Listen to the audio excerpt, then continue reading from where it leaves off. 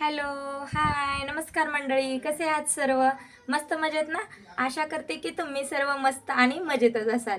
तर आजचा व्हिडिओ बनवण्यामागचे खास कारण आहे ते थंबनेलवरून तुमच्या लक्षातच आले असेल. तरी पण पुन्हा एकदा सांगते की आज आम्ही ना इथं आमच्या म्हणजे इथे ना आमच्या शेजारी एक काका आहे, त्यांच्या मुलाचं लग्न आहे.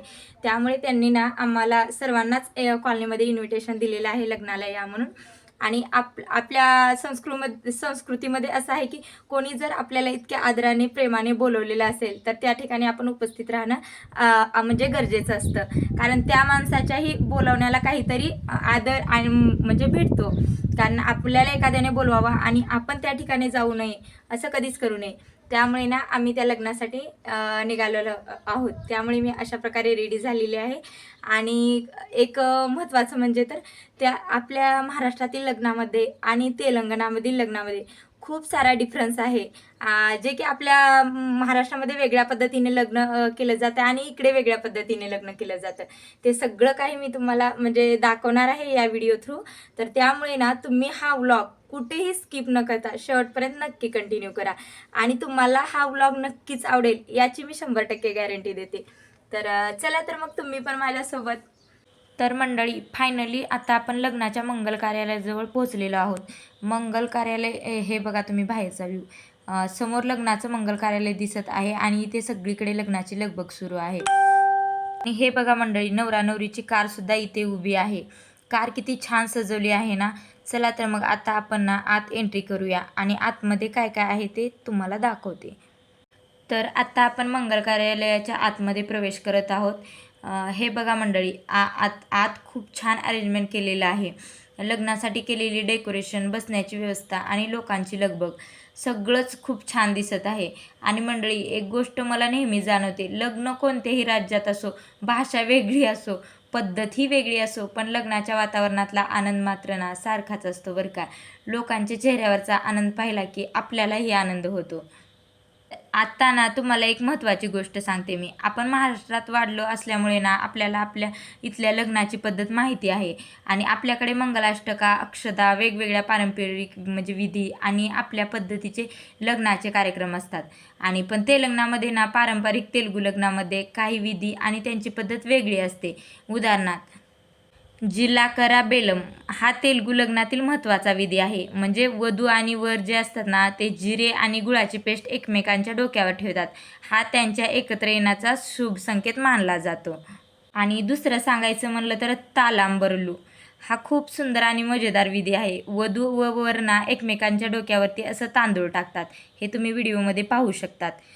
मलाही हे आत्ताच माहिती झालं आहे, कारण मी तिथल्या एका काकूला विचारले हे काय असतं, तर त्यांनी ही माहिती मला सांगितली आहे. त्यामुळे ना मी पण ही माहिती तुमच्यासोबत शेअर करते. आता ना आपण लग्नातील विधी जवळून पाहूया. मंडळी, तुम्ही हा विधी पाहताय ना, आपल्याकडे काही विधी वेगळ्या पद्धतीने केले जातात. इथे मात्र त्यांची पद्धत वेगळी दिसते का नाही तुम्हालाही? म्हणून मी तुमच्यासोबत हा व्लॉग शेअर करते. तर मला अशा वेगवेगळ्या परंपरा पाहायला ना खूपच आवडतात बरं का. कारण भारताची खरी सुंदरता हीच आहे. आणि प्रत्येक राज्याची भाषा वेगळी आहे, खाण्याची पद्धत वेगळी आहे, कपडे वेगळे आहेत आणि लग्नाच्या परंपराही वेगळ्या आहेत. पण सगळ्यांच्या मनातला आनंद मात्र एकच असतो, म्हणजे सारखाच असतो. आपल्या इकडे लग्नामध्ये ना ओढणीला खूप जास्त महत्त्व आहे. ओढणी म्हणजे घोंगट हो. पण इकडे तसं काय नाही आहे, हे पाहू शकता तुम्ही. तर आता ना आपण थोडं शांतपणे आजूबाजूचं वातावरण पाहूया. कोणी नातेवाईकाशी बोलत आहे, तर कोणी नवरा-नवरीला शुभेच्छा देत आहे. आणि काही जण फोटोही काढत आहेत. लहान मुलं मात्र इकडे-तिकडे फिरत आहेत आणि मोठी माणसं लग्नाच्या तयारीत बिझी झालेली आहेत. हे सगळं पाहताना ना मला एक गोष्ट जाणवते, लग्न म्हणजे फक्त 2 व्यक्तींचा कार्यक्रम नसतो बरं का. तो पूर्ण कुटुंबाचा उत्सव असतो. तर मंडळी, लग्नाच्या कार्यक्रमात ना एक गोष्ट खूप सुंदर असते बरं का, जी की मला खूप आवडते.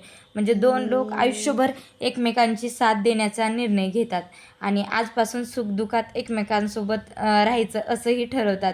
कधी आनंदाचे दिवस येतील आणि कधी अडचणीचे दिवस पण येतील बरं का. पण दोघांनी मिळून ना आयुष्य जगायचं असतं.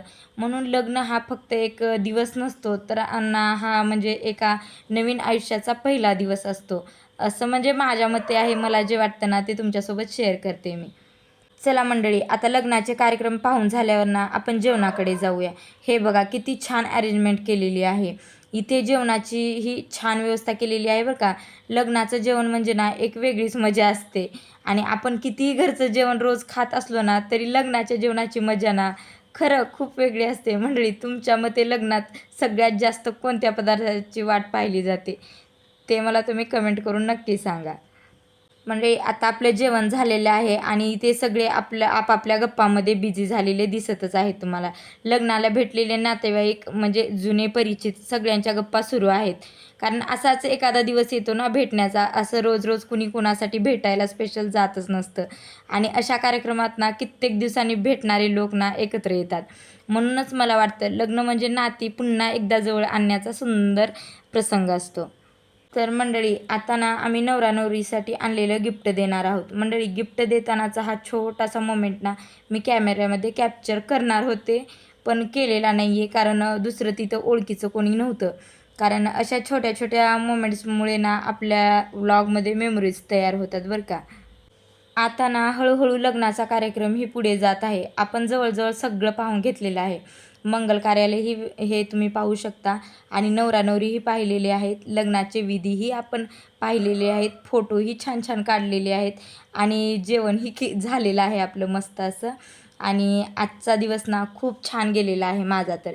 मंडळी, आता ना आम्ही लग्नातून निघण्याच्या म्हणजे तयारीत आहोत बरं का.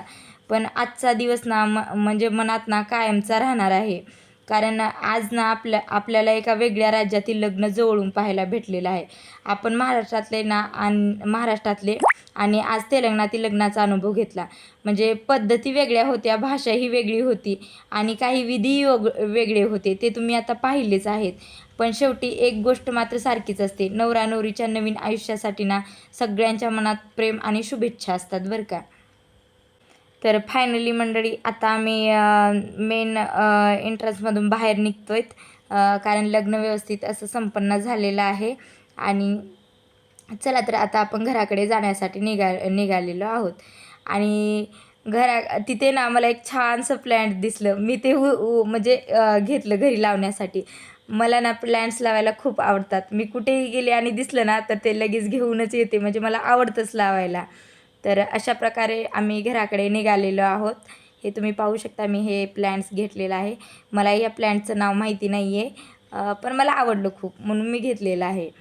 तर आजचा हा तेलंगणातील लग्नाचा व्लॉग तुम्हाला कसा वाटला ते मला तुम्ही कमेंट करून नक्की सांगा. या व्हिडिओमधली माहिती तुम्हाला कशी वाटली आणि ही माहिती तुम्हाला या अगोदर माहिती होती का?